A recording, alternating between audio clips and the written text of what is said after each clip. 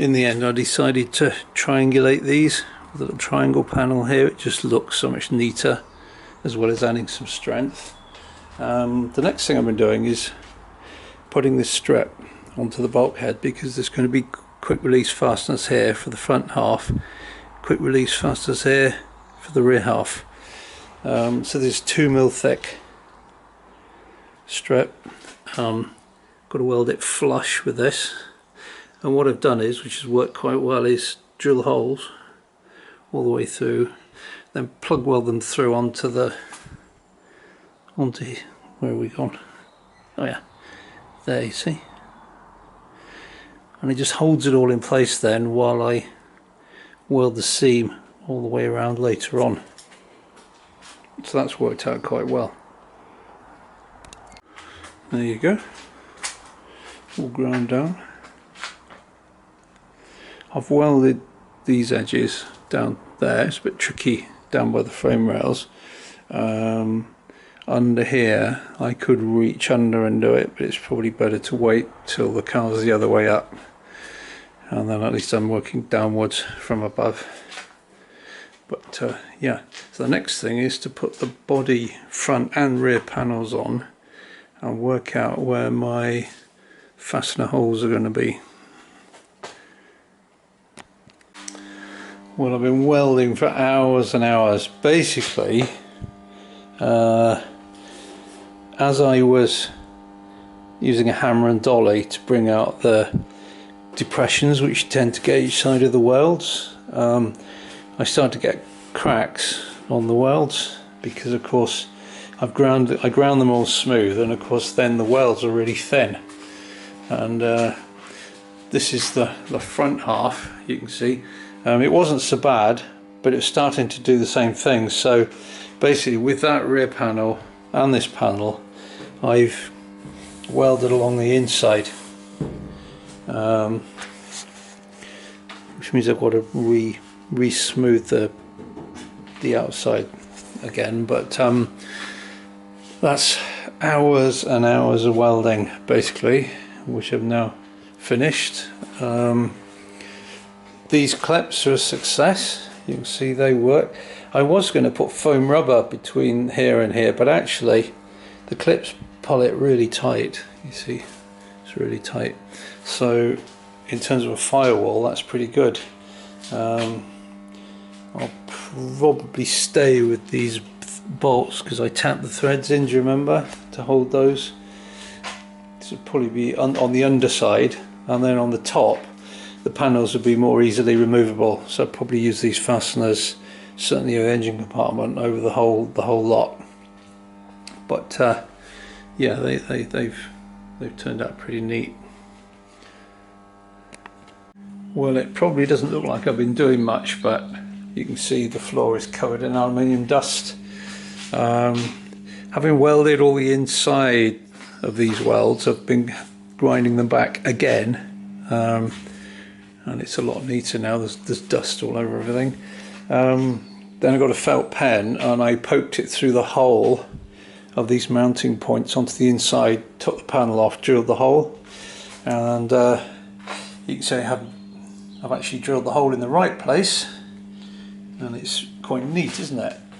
There you are, it doesn't even bind the rubber, and it's the same the other side. So I managed to do that. It's a bit worrying when you spend so long on these panels and you cut a big hole in them. You just wonder if so that panel, just get it lined up. Yeah, so you see that hole's in the right place as well. So I'm really pleased with that. It's kind of neat and tidy. So now I've got a similar hole. It's marked on the inside. That's just to remind me roughly where it is for these bars that could go across here. So I've got to cut those now. They probably need to be kind of oval, sideways, but I'll start with a circle and then slowly trim them back. So cut the holes. Right, the question is, are they in the right place? Moment of truth. You can see where I've welded all the inside here now, just to strengthen it right up. Because before I was welded from the outside, ground it down, and then the weld was wafer thin and it started to crack. So this way it's not so pretty, but it's probably better this way. Well, the holes are in the right place. If you can see in there. So basically I need a little oval cut out around here like that to let this go in a bit more, and then I'll probably make a little aerodynamic bubble just to go over there, and then polish that up shiny and look quite nice.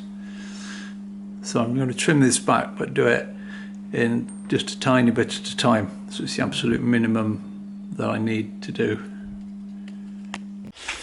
I've got a 6-point harness here, and there's various rules for mounting it, but the lap strap needs to be between 45 and 60 degrees from horizontal, so sort of sloping back basically. Then there's the two that go between your legs, they go straight down plus or minus 20 degrees, which means I might need to cut a hole in the seat. But while the car's upside down, it seems sensible to weld in a mount for at least the lap strap. I can't do this one until I work out where it comes, because I've got to sit in the seat and work out whether the front two straps need to come down. It's probably sort of through here somewhere, in which case, yeah, I don't know whether I put plates here or a bar across, I'm not sure yet. Anyway, welded in. These are the holes for the lap straps. So if we imagine they come in back at an angle like that, then put a plate here, plate here. I haven't actually welded that little hole there. I thought it might be useful as a drain hole, otherwise stuff would just collect there. So anyway, that's like 5mm thick, might even be 6, I think it's 5mm thick steel. So I'll drill the hole from the top when I know exactly the best place to put it, but it seems sensible to do that while the car's upside down. Right, I've just etch primered the underside and I'll paint it black. Just the awkward areas to get once it's the right way up to paint, and I've removed most of the wood except for the tail section, so it's pretty much ready to flip back over. And well, I'll put the aluminium body on the underside, then flip it back over, and then we can do some of the more interesting jobs. Probably the gear linkage next.